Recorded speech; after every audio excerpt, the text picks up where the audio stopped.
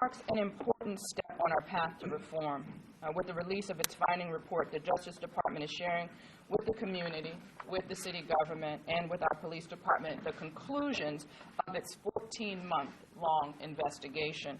15 months ago, in the aftermath of Freddie Gray's tragic death, we talked to community members, police officers, police union leaders, and city officials about the challenges related to policing in the city of Baltimore.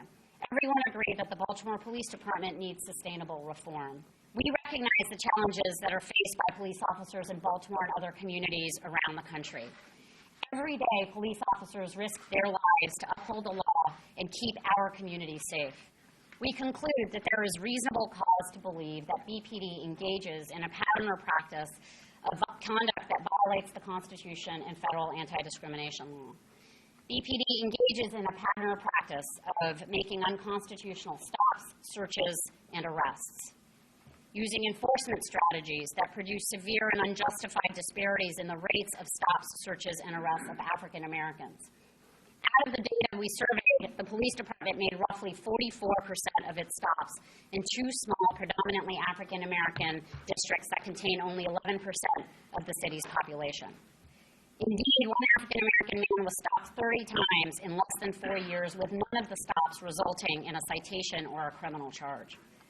We also found a pattern or practice of excessive force. For example, officers frequently resorted to physical force when a person did not immediately respond to verbal commands, even where the person was posing no imminent threat to the officer or others. BPD also violates the First Amendment by retaliating against individuals engaged in constitutionally protected activities. Whether in Baltimore or around the country, police reform won't happen overnight or by chance. These problems were not created overnight. It's going to take time, and it's going to require focused effort and a sustained commitment. In communities across America, even in communities where trust has been broken, we have seen transformative reform rebuild relationships and advance public safety. Change is painful. Growth is painful, but nothing is as painful as being stuck in a place that we do not belong. Are we there yet? Of course we're not there yet. But some actions have no negotiation attached to them.